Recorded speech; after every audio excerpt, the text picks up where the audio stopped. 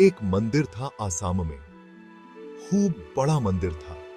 उसमें हजारों यात्री दर्शन करने आते थे। सहसा उसका प्रबंधक प्रधान पुजारी मर गया।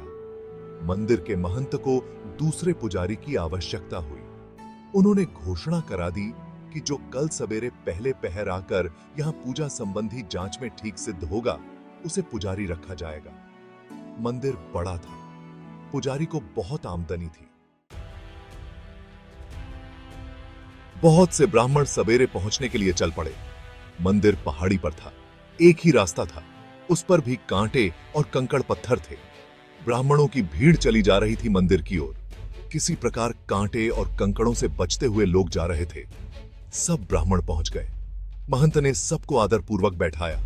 सबको भगवान का प्रसाद मिला। सबसे अलग अलग कुछ प्रश्न और मंत्र पूछे गए। अंत में परीक्षा पूरी हो गई।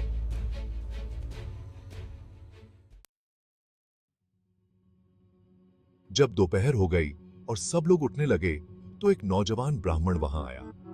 उसके कपड़े फटे थे। वह पसीने से भीग गया था और बहुत गरीब जान पड़ता था।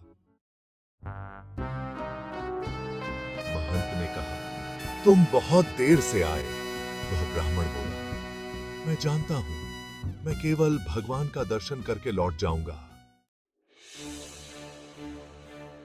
महंत उसकी दशा देखकर दयालु हो रहे थे। बोले, तुम जल्दी क्यों नहीं आए? उसने उत्तर दिया, घर से बहुत जल्दी चला था। मंदिर के मार्ग में बहुत कांटे थे और पत्थर भी थे। बेचारे यात्रियों को उनसे कष्ट होता। उन्हें हटाने में देर हो गई। महंत ने पूछा, अच्छा, तुम्हें पूजा करना आता है?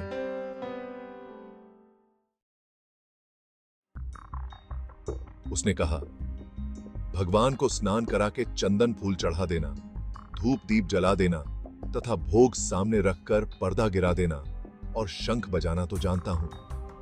और मंत्र? महंत ने पूछा। वह उदास होकर बोला, भगवान से नहाने खाने को कहने के लिए मंत्र भी होते हैं, यह मैं नहीं जानता। सब पंडित हंसने लगे कि यह मूर्ख भी पुजारी बनने आया है। महंत ने एक क्षण सोचा और कहा, पुजारी तो तुम बन गए, अब मंत्र सीख लेना, मैं सिखा दूंगा।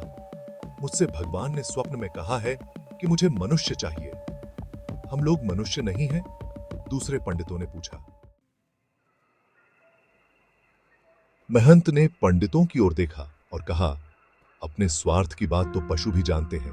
बहुत से पशु बहुत चतुर भी होते हैं, लेकिन सचमुच मनुष्य तो वही है जो दूसरों को सुख पहुंचाने का ध्यान रखता है, जो दूसरों को सुख पहुंचाने के लिए अपने स्वार्थ और सुख को छोड़ सकता है।